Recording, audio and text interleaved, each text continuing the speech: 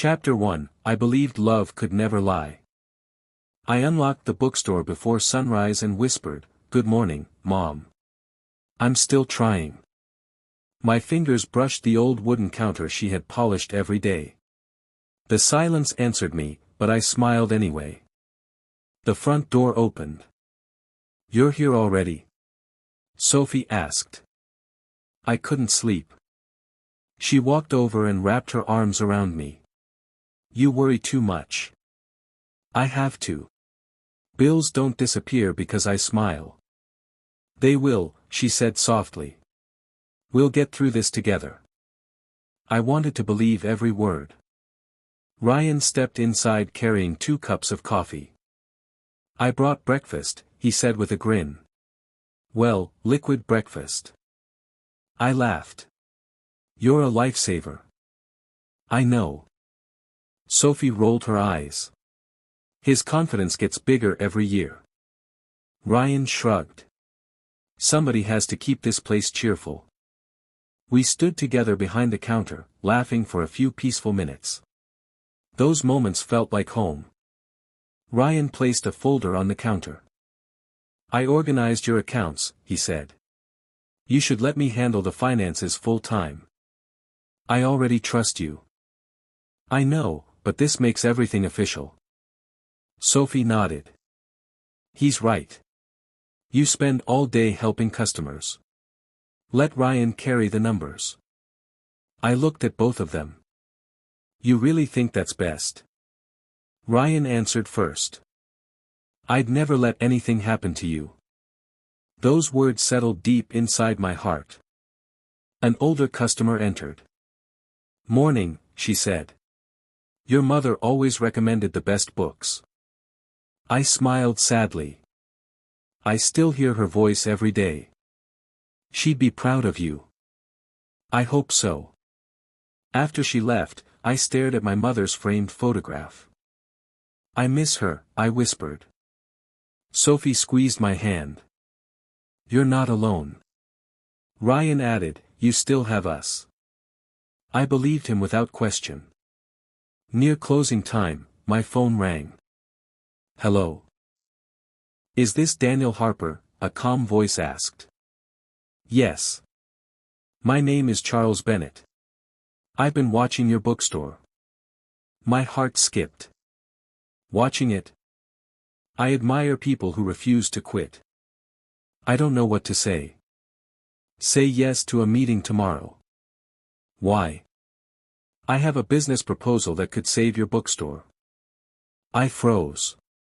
When I looked up, Sophie smiled with excitement, and Ryan quietly watched my face, waiting for my answer. I took a slow breath and said, "I'll be there." Charles arrived exactly on time. He wore a dark suit and carried himself with quiet confidence. He smiled and said, "Daniel, I've heard wonderful things about your bookstore." "I hope they're true," I replied. "They are. That's why I'm here." We sat across from each other while Sophie served coffee. Charles opened a folder. "I want to invest in your business." I blinked. "You do?" "Yes. This neighborhood still needs a bookstore. I believe it can succeed." Ryan leaned forward. "This could change everything." Charles nodded. "It won't be easy, but the rewards could be life-changing." I looked down at the papers. "I've never signed a deal like this." "That's understandable," Charles said. "Read every page. Ask every question."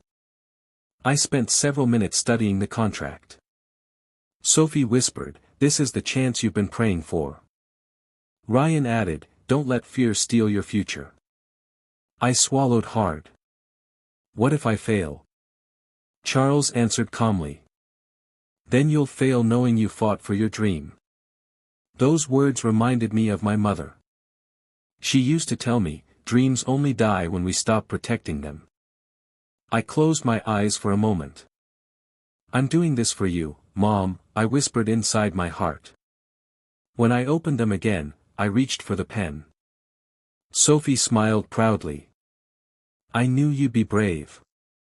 Ryan grinned. I always believed in you. I signed my name. Charles stood and offered his hand. Congratulations. I shook it.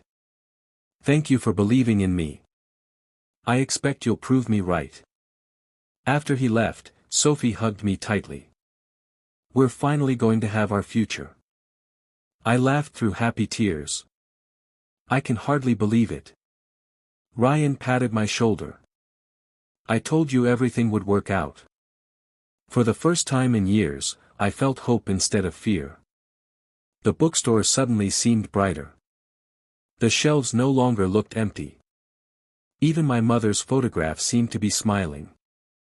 I won't let you down, I whispered to her. That evening we locked the front door together. I looked at Sophie. I can't wait to marry you. She kissed my cheek. I can't wait either. Ryan smiled as he watched us. I smiled back, grateful for the two people I trusted more than anyone else in the world. As we walked into the quiet night, I believed my hardest days were finally behind me. I never noticed Ryan slipping a second phone into his pocket. I never noticed the quick glance he exchanged with Sophie. I never imagined that the signatures drying on those pages had already become the beginning of the greatest betrayal of my life. Chapter 2, They didn't just steal my money. They stole my life. The morning after I signed the agreement, I unlocked the bookstore with a smile. Mom, I whispered, I think we finally made it. Before I could switch on the lights, my phone started ringing. It was my supplier. Daniel, where's my payment? It should have been sent yesterday. It wasn't. There must be a mistake. I hope so, because I can't keep delivering books for free. He hung up. I frowned and opened the store. Ryan arrived carrying his usual coffee. You look worried. My supplier says he wasn't paid. Ryan shrugged. I'll check the account. Sophie walked in moments later. Morning, she said, kissing my cheek. What's wrong? The payment didn't go through. She looked at Ryan. I'm sure he'll figure it out. I always do, Ryan replied with a confident smile. I wanted to believe him. By noon, 3 more calls came. Every caller wanted money. Every conversation ended the same way. You still haven't paid. I'll fix it. When? As soon as I know what's happening. The pressure tightened around my chest. I turned to Ryan. Show me the accounts. He hesitated for only a second. They're a mess right now. I don't care. I'll organize everything tonight. No, I said. I want to see them now. He forced a laugh. Relax. You're letting stress control you. Sophie touched my arm. Daniel, trust him. I do trust him. Then give him one more day. I nodded, but something felt wrong. Late that afternoon, Emma Collins, the lawyer handling the investment paperwork, stepped inside. Daniel, may we talk privately? Of course. She lowered her voice. I noticed several unusual transfers from your business account. My heart skipped. What kind of transfers? Large ones. To whom? I don't know yet. I stared at her. Are you saying someone stole from me? I'm saying you need to check every transaction immediately. My hands began shaking. Ryan walked toward us. Everything okay? Emma looked at him, then back at me. I'll email the documents. She left without another word. I slowly turned toward Ryan. Did you move any money? He met my eyes without blinking. No. You're sure? I'm your best friend. I know. So why would you even ask me that? His answer sounded perfect. Still, The fear growing inside me refused to disappear. For the first time in my life, I looked at the man I called my brother, and a tiny voice inside my heart whispered that something was terribly wrong. I could not ignore that feeling. As soon as Ryan left the office, I opened the accounting system myself. At first, everything looked normal. Then I noticed several transfers I had never approved. Each payment had my digital signature. My stomach turned. "That's impossible," I whispered. I printed every transaction and spread the papers across my desk. The numbers refused to lie. Thousands of dollars had disappeared. I grabbed my phone and called Sophie. She didn't answer. I called again. Nothing. I sent a message. "Where are you? I need you." No reply. Ryan was not answering either. My breathing became heavier with every passing minute. I drove to the apartment Sophie and I had rented for our future. Her car was outside. Relief washed over me. Then I opened the door. I froze. Ryan was standing in the living room. Sophie stood beside him. My engagement ring rested on the coffee table. I stared at both of them. "What is this?" Neither of them spoke. Finally, Ryan sighed. "You were going to find out eventually." I looked at Sophie. "Tell me he's lying." Tears filled her eyes. "I'm sorry." My voice cracked. "Sorry for what?" "For everything." I felt the room spinning. "How long?" Ryan answered before she could. "Almost a year." "A year?" He nodded. "You were too busy saving the bookstore to notice." I turned back to Sophie. "Was any of it real?" She lowered her head. "I did love you once." "Once?" "I'm sorry." I laughed through tears. "No, don't say you're sorry." Silence filled the room. Ryan folded his arms. "The bookstore was never going to survive." "So you stole from me?" "You would have lost it anyway. You were my brother. I was tired of living in your shadow." I looked at the woman I wanted to marry. "Were you part of this?" She closed her eyes. "Yes." That single word shattered something inside me. I picked up the engagement ring. My hand trembled. "I bought this because I believed we'd grow old together." She began crying. "I know." "No." I placed the ring on the table. "You don't." Without another word, I walked out. Behind me, I heard Sophie call my name. I didn't turn around. The man who entered that apartment still believed love and friendship could survive anything. The man who walked away believed in neither. Chapter 3, The Night I Almost Gave Up. I walked until my legs refused to carry me anymore. Rain soaked my clothes, but I barely noticed. I sat on a cold bench, pulled my mother's photograph from my backpack, and stared at her smile. "I failed you," I whispered. The words broke something inside me. My phone buzzed. It was another call from an unknown number. I answered anyway. "Mr. Harper?" "Yes." "This is regarding your overdue loan." "I don't have the money." "You need to make a payment within 7 days." I said I don't have it. The call ended. I lowered my head. Everything I had built was gone. Everything I had trusted was gone. For the first time in my life, I didn't know where to go. A familiar voice interrupted my thoughts. "Daniel?" I looked up. It was Mark, one of my former employees. He stared at me in shock. Is that really you?" I forced a smile. "I guess it is." He sat beside me. "I heard what happened. I'm sure everyone has." I never believed the rumors. I looked at him. You didn't. He shook his head. You always treated us like family. My eyes filled with tears. Thank you. I wanted to help, but I didn't know where you were.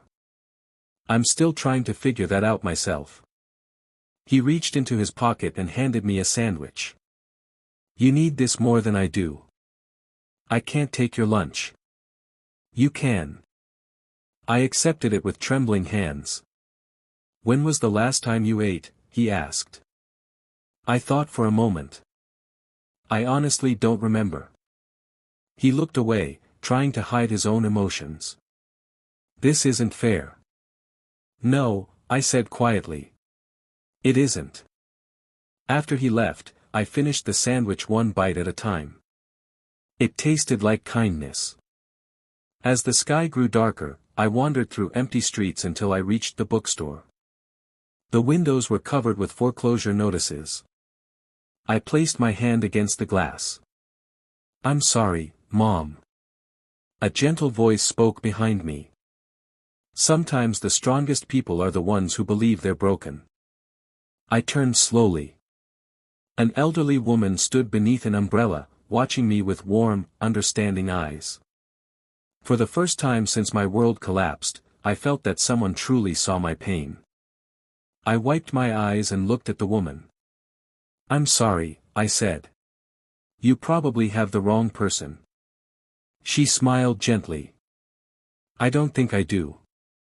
You don't even know me. I know pain when I see it. Her words settled into the silence between us. My name is Olivia. I'm Daniel. It's nice to meet you, Daniel. I wish we were meeting on a better day. She nodded. I understand. No, I said with a bitter laugh. I don't think anyone does. Instead of arguing, she walked beside me. Would you like a cup of tea? I wasn't asking you to pay. I hesitated. I don't want to be a burden. You aren't. Something in her voice reminded me of my mother. I quietly followed her to a small cafe across the street. She placed 2 cups of hot tea on the table. Drink, she said. I wrapped my hands around the warm cup. I lost everything. She waited. My bookstore. She nodded. My best friend. She stayed silent. My fiancée. Her eyes softened. And the future I spent years trying to build. For several seconds, neither of us spoke. Finally, she asked, do you know what hurts the most? They chose each other. No. I looked at her. You still believe their choices define your worth? I frowned. They don't. They define theirs. I stared into my tea. I keep asking myself what I did wrong. You trusted. I was a fool. You were kind. Kind people get hurt. They do. Then what's the point? Olivia leaned forward. The point is that you can choose what happens next. I don't feel strong. You don't have to feel strong to take the next step. I don't even know what that step is. It begins with surviving today. Her words reached a place inside me that anger never could. I wanted revenge. Do you still? I thought carefully. I want them to feel what I felt. She smiled sadly. That feeling will fade. And then what? You'll have to decide whether you want to rebuild your life or spend it chasing theirs. I looked out the window toward my old bookstore. I don't know if I can start over. You can. How are you so sure? Because you're still here. I let those words sink in. For the first time since everything fell apart, I took a full breath without feeling crushed by it. I reached into my backpack and held my mother's photograph. I don't know how long this will take, I whispered, but I promise I won't give up. Olivia smiled. That's the first real victory. As I slipped the photograph back into my bag, I realized my story had not ended with betrayal. It had just begun. Chapter 4, I learned that silence can be stronger than anger. 3 months passed before I stopped waking up with Sophie's name on my lips. The pain never disappeared. It simply became quieter. Every morning I reported to a construction site before sunrise. Jake, my supervisor, tossed me a hard hat. "You're early again. I don't sleep much." He studied my face. "Still carrying yesterday on your shoulders?" "I don't know how to put it down." "You don't?" I looked at him. "What do you mean?" "You build something stronger until yesterday can't crush it anymore." His words stayed with me all day. The work was hard. My hands blistered. My back ached. But every brick I lifted reminded me that I was still moving forward. During lunch, Jake sat beside me. "You worked in a bookstore, right?" "I owned one." "What happened?" "I trusted the wrong people." He nodded without asking for names. "That kind of wound takes time. I keep thinking about them." "That's normal. I want them to regret everything." Jake took a slow drink of water. "Maybe they will. And if they don't? Then don't let their happiness decide yours." I looked away. "I don't know how." "You learn." That evening I returned to the tiny room I rented above an old grocery store. The walls were cracked. The bed was small. But it was mine. My phone buzzed. An unknown number. I answered carefully. "Hello? Daniel?" "Yes. My name is Michael Hayes." "I don't think we've met." "We haven't." "Jake recommended you." I glanced toward the window. "He did. He told me you're honest." I almost laughed. Honesty hasn't helped me much lately. It matters to me. "What do you want?" "I own a publishing company." I stayed silent. "I'm looking for someone willing to work harder than everyone else." "I'm already working." "I know. So why call me?" "Because skills can be taught." "And character?" "That's much harder to find." I closed my eyes. Nobody had spoken to me like that since my mother died. "When do you want to meet?" I asked. "Tomorrow morning." "I'll be there." After the call ended, I stared at my mother's photograph. "I don't know where this road leads," I whispered. But for the first time in a long while, it feels like a door is opening instead of closing. I smiled faintly. It wasn't a smile of victory. It was a smile of hope. And hope felt stronger than anger. The next morning, I stood outside Michael Hayes' office 10 minutes early. The receptionist smiled. "Mr. Hayes will see you now." I walked inside. Michael stood and offered his hand. "Daniel, it's good to finally meet you. Thank you for seeing me. Jake speaks highly of you.